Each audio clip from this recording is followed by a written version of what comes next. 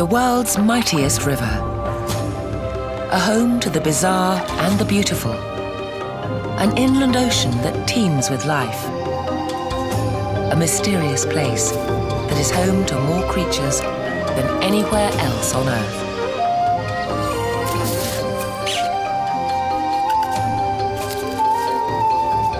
Under this endless canopy, the epic story of life and death continues to unfold with each new discovery. Welcome to Amazonia.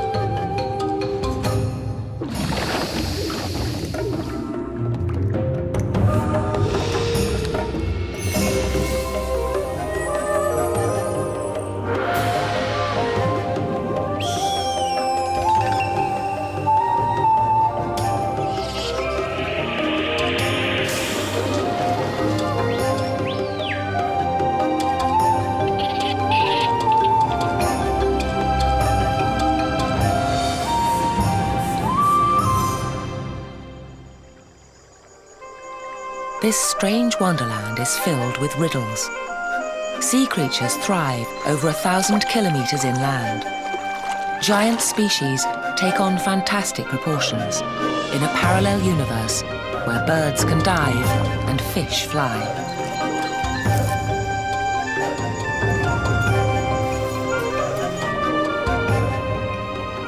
Deserts stretch beneath water. Trees wade through rivers. And fruit is harvested by fish. Normal is turned inside out through the looking glass of Amazonia's water worlds.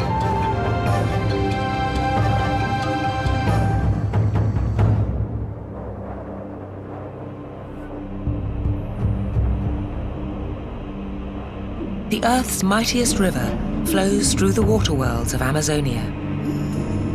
Thousands of years ago, the Amazon flowed west to the Pacific. Now, it pours east, at least 10 times more powerful than the mighty Mississippi.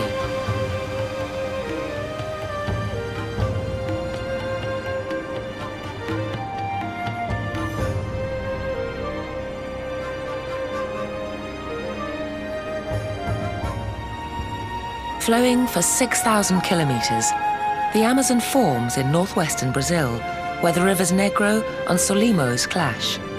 For a full 24 kilometers, their jostling waters refuse to mingle. Over 1,600 kilometers downstream, the Amazon empties a fifth of all the world's available freshwater out through a mouth, over 300 kilometers wide, into the Atlantic. It's a river of extremes. It rages and recedes. It gives life and takes it away. In early summer, dunes rise from shrunken channels. Here, deep in the interior, creatures with webbed feet walk the two worlds of water and land.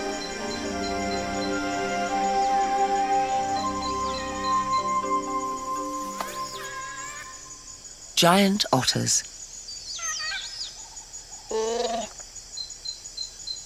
The Amazon's rarest animals thrive only in the remotest parts of the jungle.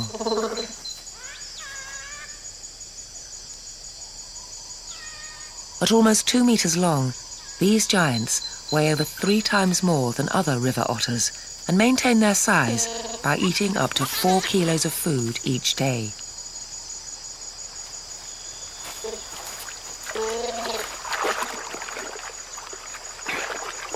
This family has 9 members, and they all set out together to dine on all the dry season has to offer, while staying near their holt or den.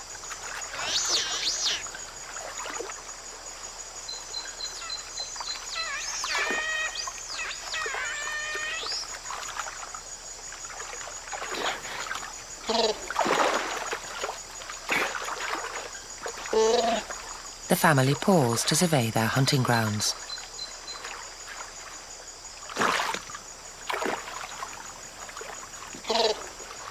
Voracious hunters, the giant otters will catch mainly fish at this time of year, when shoals concentrate in the receding channels. Lucky otter cubs born at the start of the dry season will grow up in a time of plenty.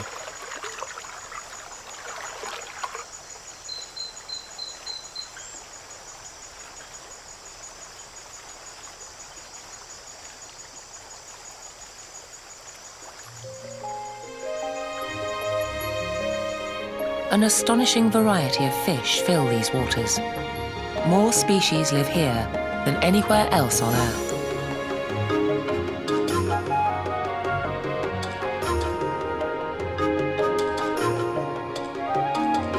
Scientists estimate that hundreds more are still to be discovered.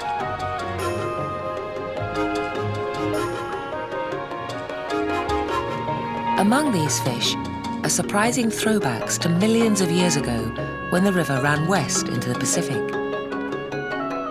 As the rising Andes blocked its path, lakes formed.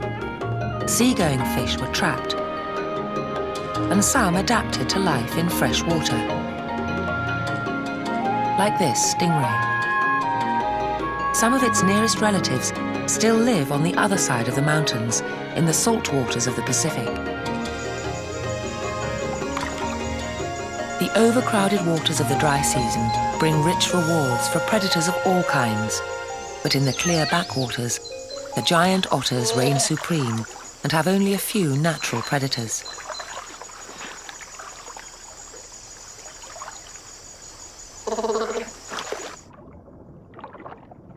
They hunt by sight. Their large eyes scan for prey as they power along upside down, giving them a better view of the riverbed. These tireless hunters have another secret weapon. Unlike humans, when otters dive, a thin membrane which protects their eyes allows them to see more clearly in the water. They can also close their nostrils and ears while they swim. They move quickly, holding their breath for only a minute or two. A reconnaissance dive reveals a glinting shoal of silver dollars. The otters team up to plunder the underwater treasure. Like synchronized swimmers, they drive the shoal towards the bank with well-choreographed teamwork and timing.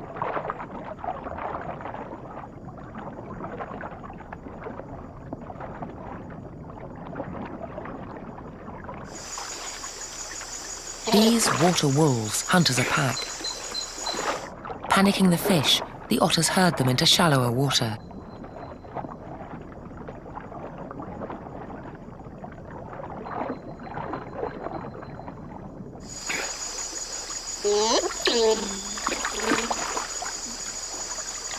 The deadly combination of speed, agility and teamwork makes the giant otters formidable hunters.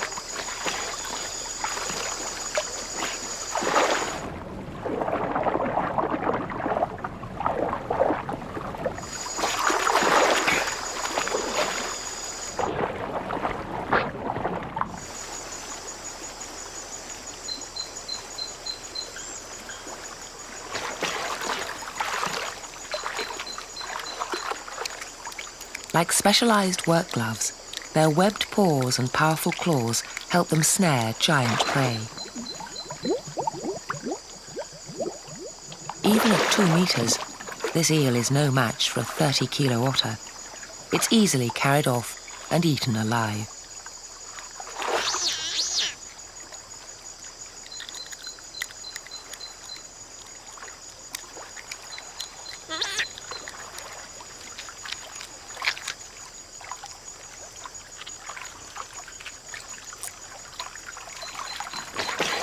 Although the family hunts as a pack, each member catches its own prey, unless it can beg or steal it from someone else. Fully grown animals seldom give up their food, but sometimes they'll share it with the youngsters, but only after they've had their fill.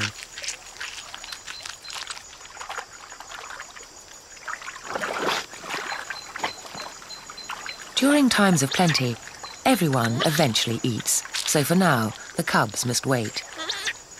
But they'll be able to hunt on their own in a few months' time.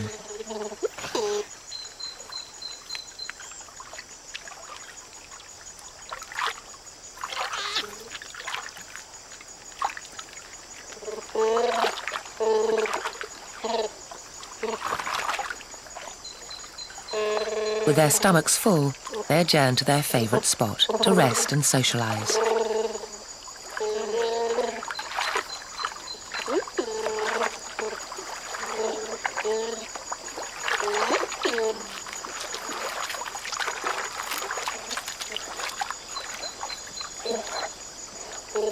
Giant otters use 9 different vocalizations to communicate with each other, and they spend most of their time together. So far, the parents have been doing all the hard work. After the morning's hunting, they're ready for a little relaxation. The mother gently asserts her right to her favourite place. Size does matter on this Sunday. For the otters, it doesn't seem to get any better than this. Time to sunbathe and plenty to eat.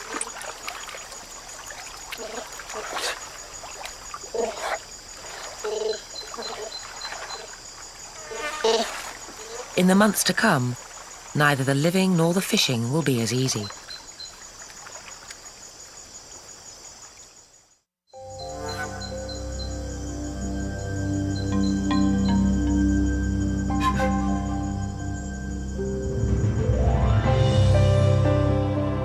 As the dry weather continues, water levels fall by up to 75%.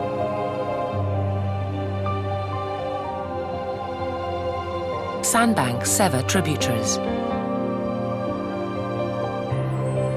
Predators feast on the fleeting bounty.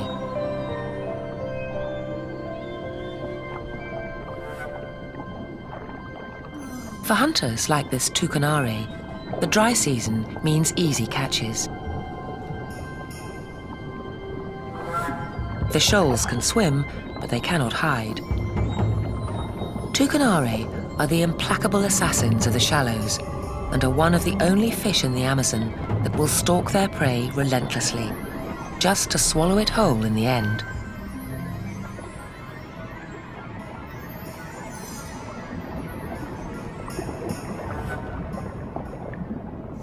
It's not just the fish that take advantage of the easy targets. Normally a patient stalker of individual fish, the hesitant heron is distracted by the thrashing fish below.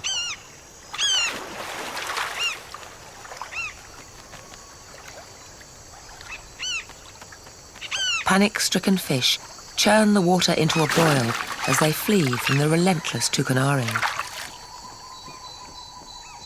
Agile terns pick off the smaller fry, and the heron moves in for the kill, capturing its prey with a rapid thrust of its bill and swallowing it whole.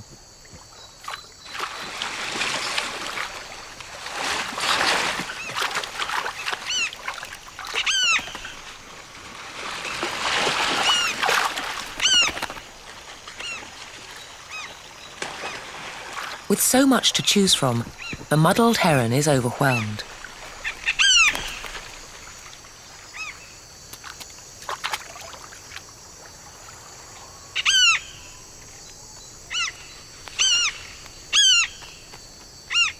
The terns and the toucanare keep up the constant chase as long as stocks last.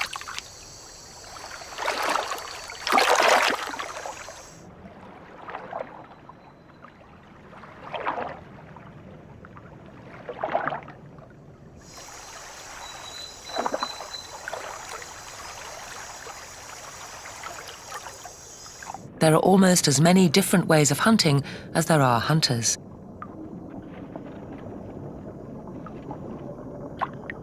Beneath a few dead and nondescript leaves, the most voracious fish in the Amazon lurks.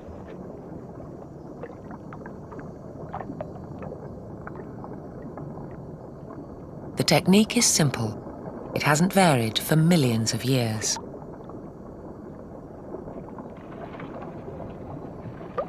Here it is, slowed down 600%.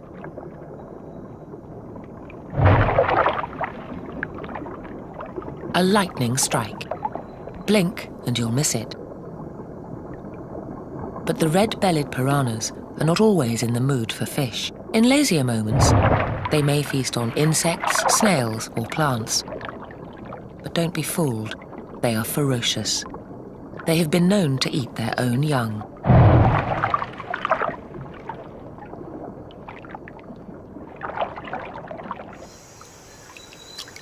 The heron hunts alone. Above the water or below it, predators that hunt by stealth cannot tolerate competition. Despite its indecision, the heron is no exception. It can't afford to have another bird frightening off its fish.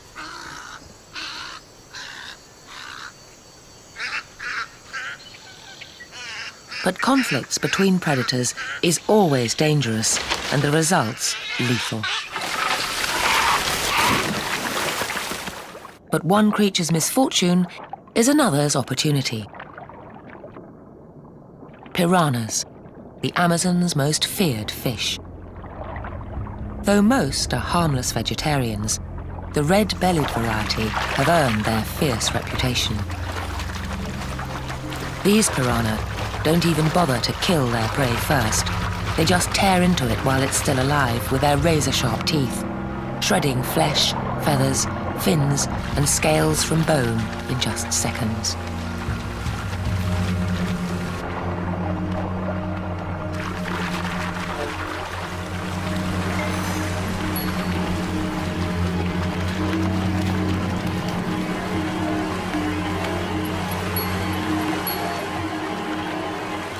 The now placid surface conceals the killing fields below.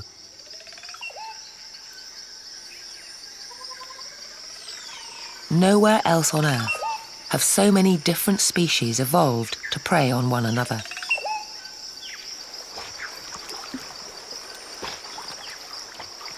Every bit as deadly as the piranhas, but with a somewhat different reputation, are those clever carnivores, the river dolphins.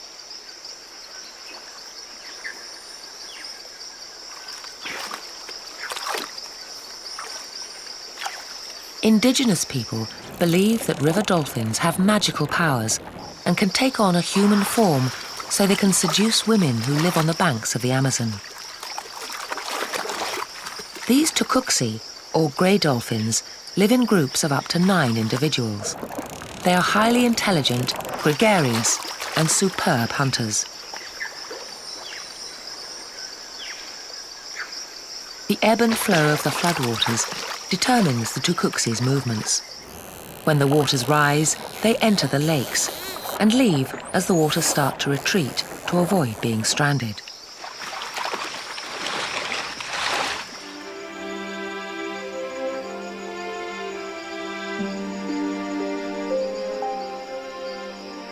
Nearby, the giant otters wait in growing agitation.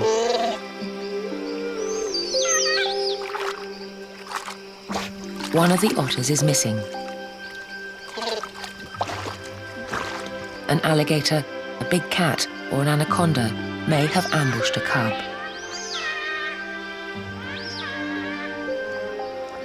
Finally, there's a reply.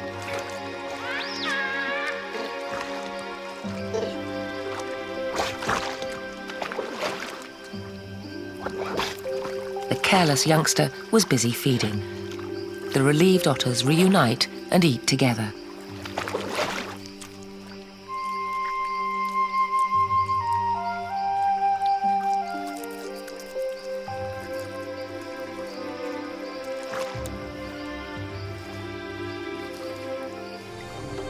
This lake has been their home for the past 2 months, but it's disappearing fast.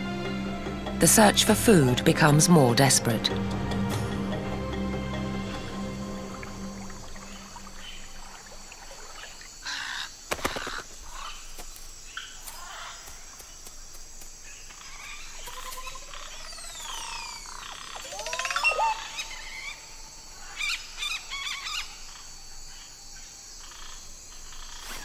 The pygmy kingfishers still find small fry to eat, but the full-size fish have disappeared.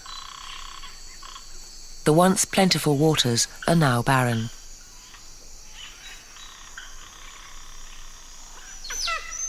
The hungry family must move if they want to eat. Stragglers risk fatal attacks from jaguars, pumas and anacondas.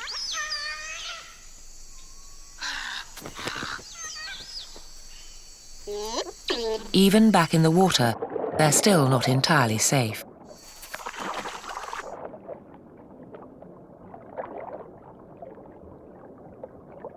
A well-camouflaged caiman takes note of their arrival.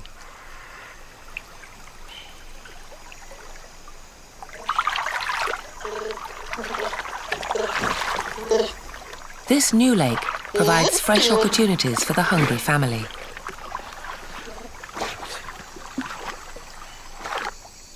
The caiman weighs his options.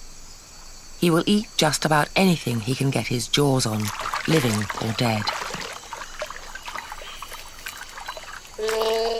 He'll also eat fish, birds or insects, but an otter cub would make a tasty and satisfying meal.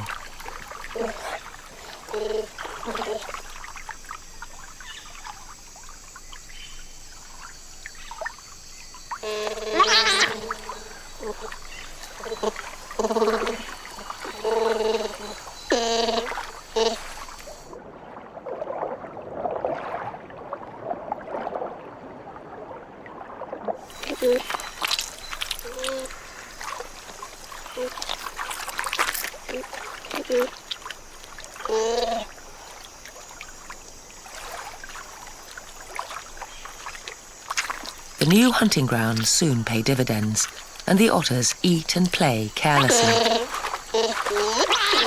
The otter's latest catch consumes their attention. Their shouts and calls drown out the sounds of the approaching caiman.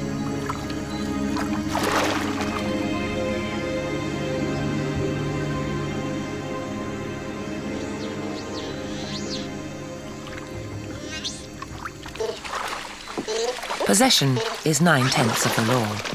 A persistent cub who begs a meal from a parent still has to protect his prize from the others.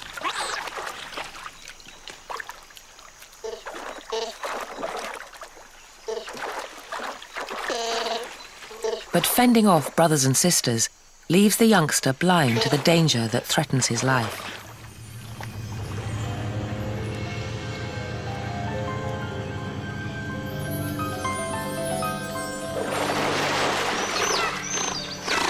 This time, the 2-meter caiman fails. But some caimans can grow up to 6 meters in length. Then, the outcome would be very different.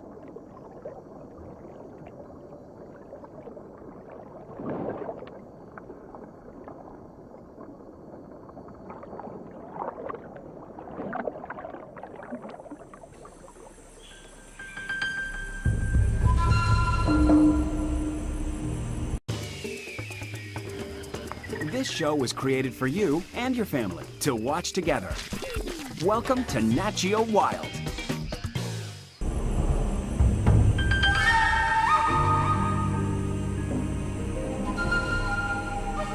The dry land drives back the water to its summer quarters. High noon in the Amazon, heat and humidity fill the air.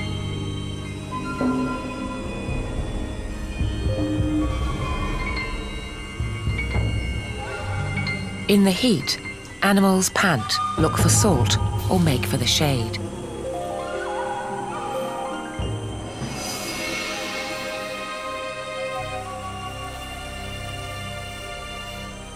A few weeks ago, the otter's favorite riverside platform of logs was awash. Now it's bone dry.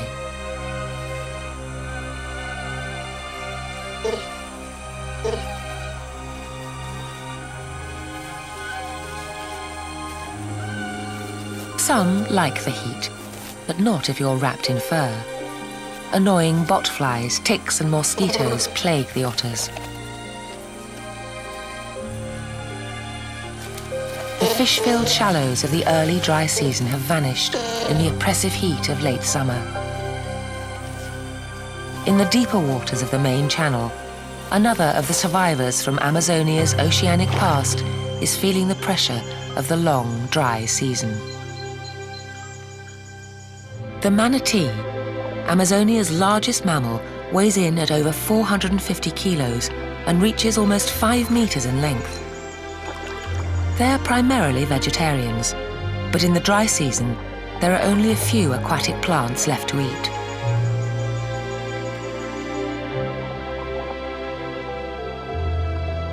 By shutting down all but the essential body functions, they can fast for weeks at a time during the dry season.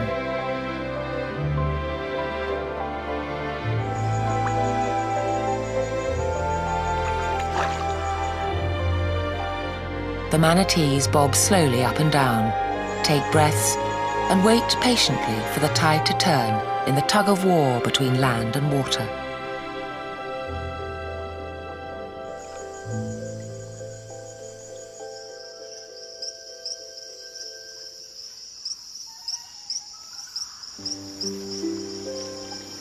The manatees are trapped in the last deep channels with the Boto dolphins, a larger cousin of the Tucuxi. The Botos bore their young earlier when fish were plentiful. Now fish are scarce, and they too are feeling the pinch.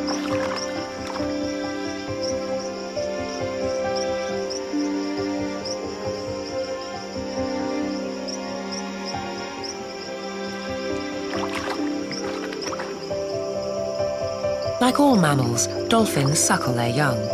So the mother and her calf navigate the waters side by side so the calf can feed easily. It will stay with its mother until its first birthday.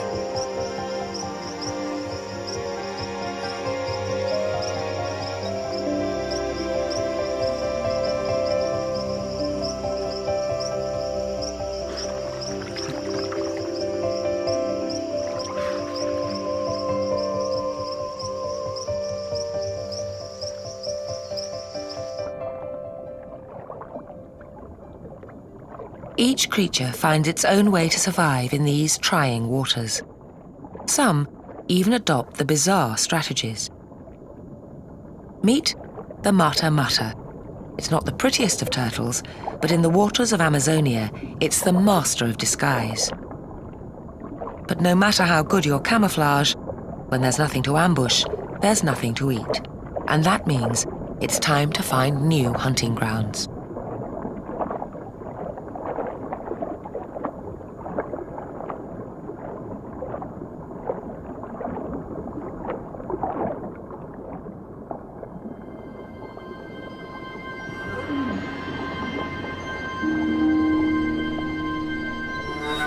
The killer tucanare have new business to attend to.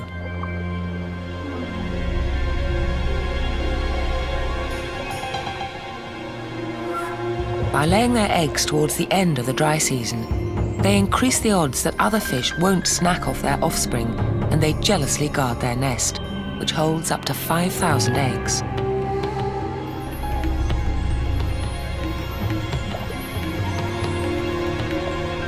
Their touching display of parental concern will be short-lived. The fry are just as likely to be eaten by their parents as by anything else.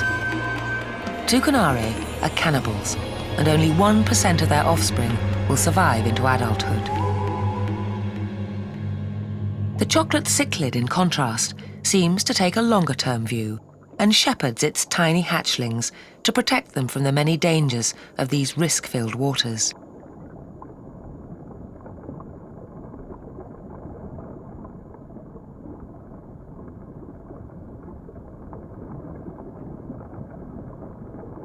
But for sheer maternal devotion, the manatee should win a prize. During the female's long fast, she continues to feed her calf from breasts located beneath each flipper. By the end of the dry season, a mother can lose half her body weight that she built up in preparation for the dry season.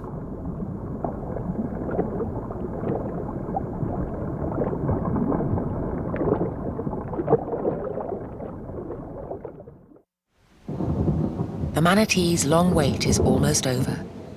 the rains return and water gains dominion over the land.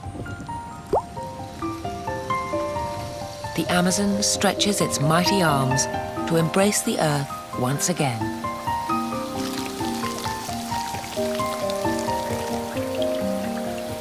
Tripling in size and covering over 350,000 square kilometers. For the otters, the rising streams replenish the depleted fishing grounds. The kingfishers have full-sized fish again. But for the snipe and the blue ibis, the annual deluge will soon overwhelm the meadows that have been their haven for the past 6 months. Displaced, the migrants will be on their way.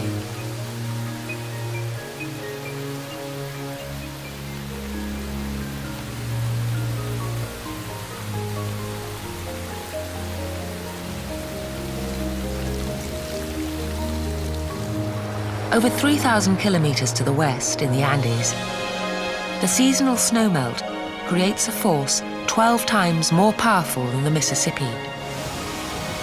At the other end of the Amazon, 220,000 cubic meters of water rush into the ocean every second, and the river becomes so wide that ocean-going ships can navigate inland up to 2/3 the entire length of the river.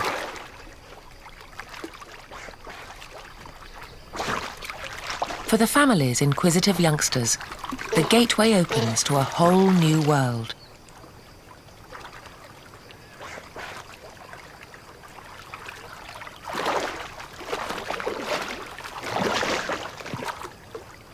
Many of their dry season holts have been submerged, and now it's time to find a new home.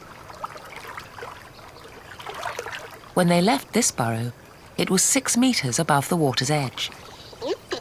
Now, they must re-excavate to build shelter from the continuing storms.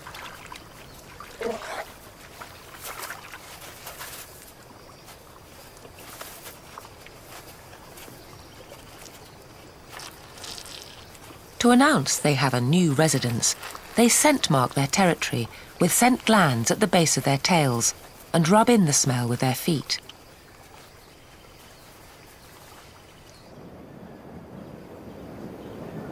The heavens gather their forces to produce a tremendous deluge, lasting not 40 days and 40 nights, but 4 long months of torrential rain.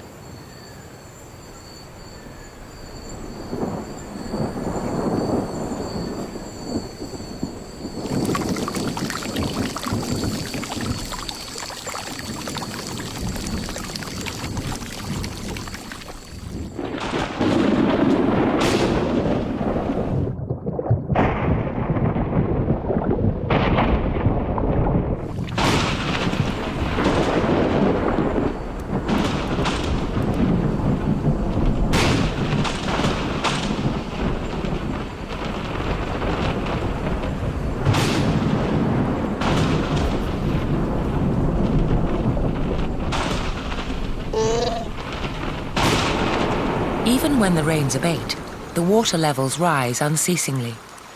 Melted snow continues to descend from the distant Andes. The water swallows up kilometre after kilometre of rainforest, which will become flooded forests with new and different ecosystems in their own right, at least temporarily.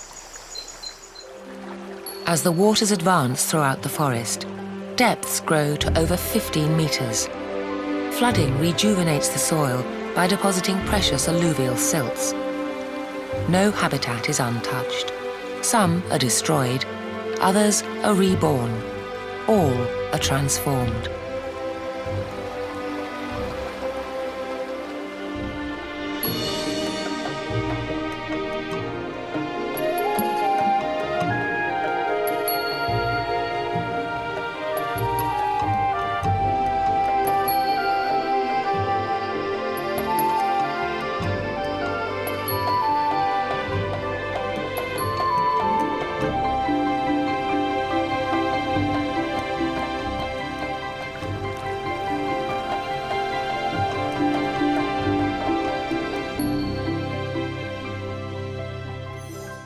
By the end of the rains, the waterlands have become a vast, slow-moving lake, dotted with trees and broken by the half-flooded archipelagos.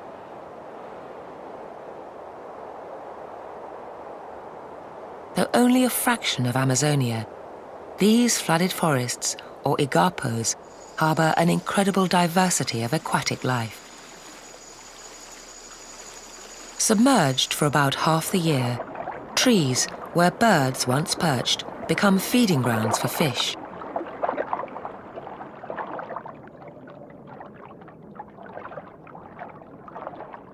The treacherous haunts of the jaguar now offer safe passage to creatures of another stripe. The tables have turned.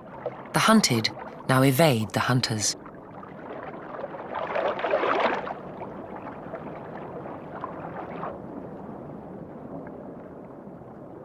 In the inundated forest, silt and vegetation reduce visibility, giving prey fish the critical edge over their predators.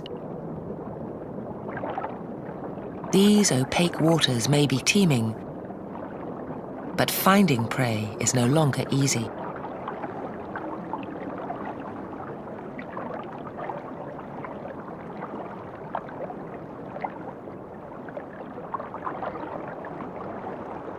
Neon tetras forage in the canopy. They're just one of many exotic species often captured for the world's aquariums.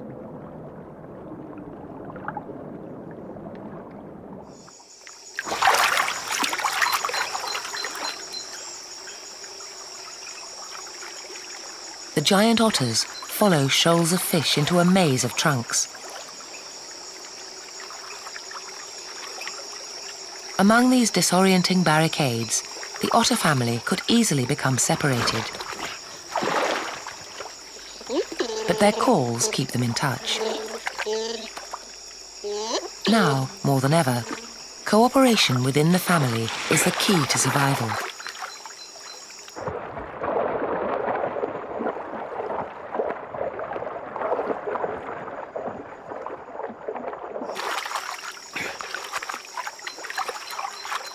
Though living as a group is the giant otter's strength, their powerful family bond almost led to their extinction.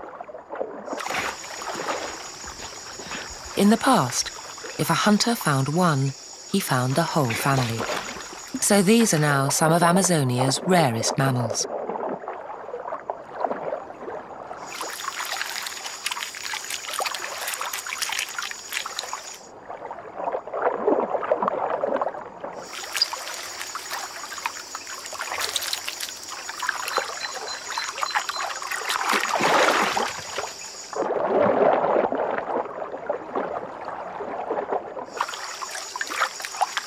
This young female is ready to breed, but to find a mate, she must forsake the protection of her family.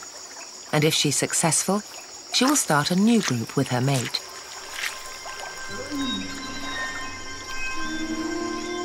Only the stealthiest of caiman could take a whole family by surprise.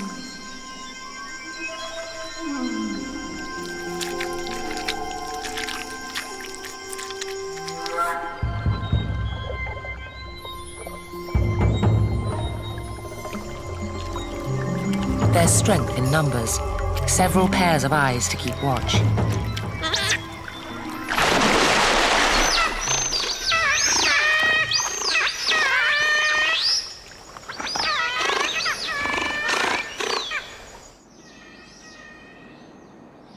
The floods engulf the forest for up to 10 kilometers from the main channels.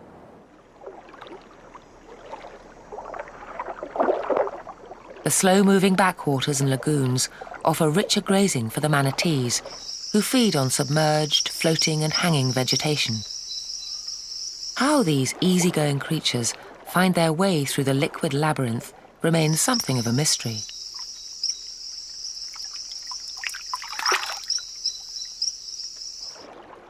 Their simple brain structure doesn't hint at great intelligence. Their eyes are poorly developed, but they can hear and taste fairly well. Underwater, their noses close to avoid drowning. Neither sight nor smell can be of much use. Yet, mysteriously, they are able to navigate. They rebuild their reserves during the high water season and must consume huge quantities of vegetation, as much as 150 kilos per day, 10% of their body weight.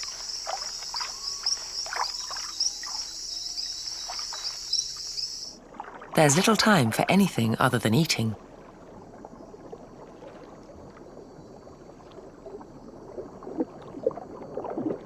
Beneath the grazing manatees, competition becomes intense.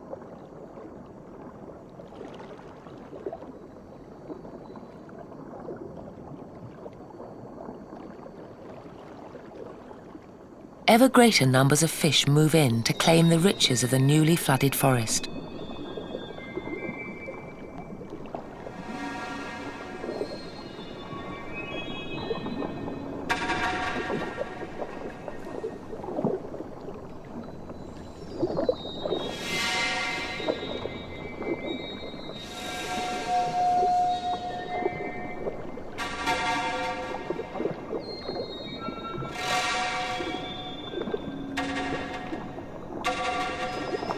Where crowds of prey gather, predators do not lag far behind.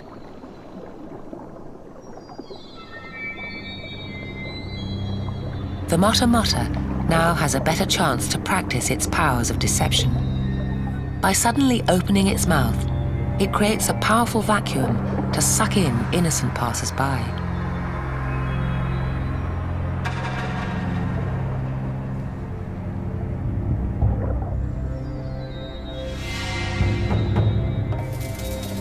Another specialist in these waters is the electric eel. This 1.5 meter long predator is almost blind. It generates an electric field around its body, which helps it to sense prey, to defend itself, and to communicate with others during the mating season.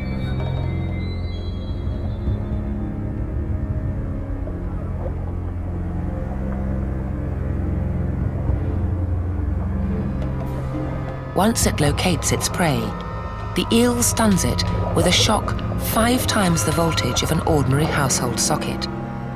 The shock immobilizes its prey, allowing it to devour its prey at a leisurely pace.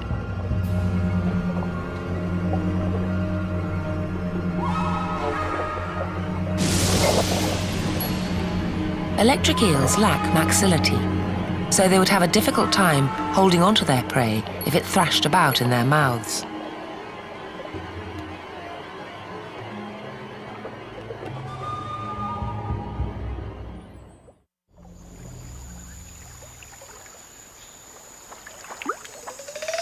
The high waters change conditions below and above.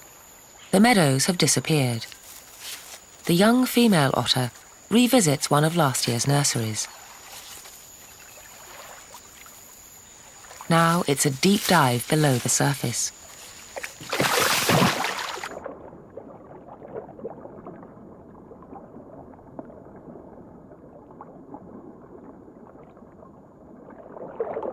Her biological clock is ticking. If she is to have cubs, she must abandon her family to start one of her own.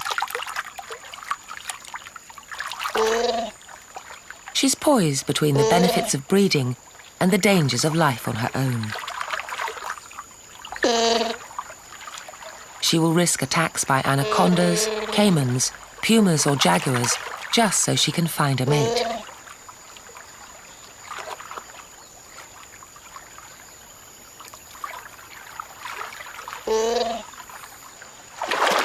No one knows what finally tips the balance and sends the young otter off into the unknown.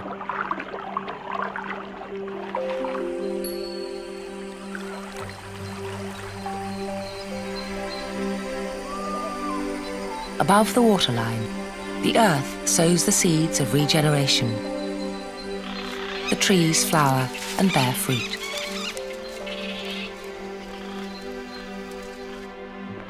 Most tropical species rely on birds or mammals to spread their successors. Here in the flooded forest, the trees ally themselves with a motley force.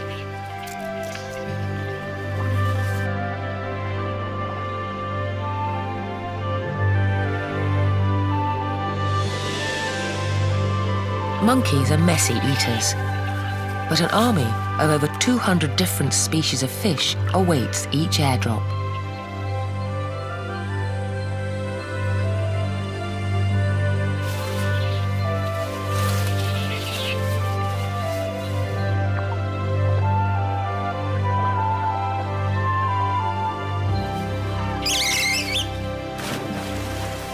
They digest the fleshy parts of the fruit, but the seeds pass through their gut unharmed. When they emerge at the other end, the fish may be kilometers away from the parent trees. Both benefit from the alliance. The fish feed, and the trees disperse their seeds more widely.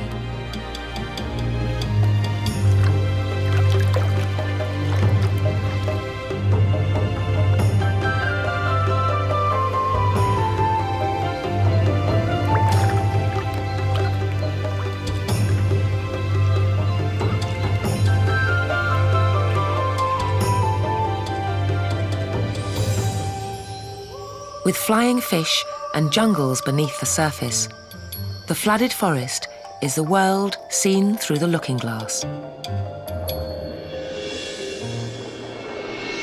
Here, the aquatic and terrestrial worlds coexist. In this contrary wonderland of strange inversions and bizarre reflections, the characters inhabit a world where water and land are both at war and in perfect harmony.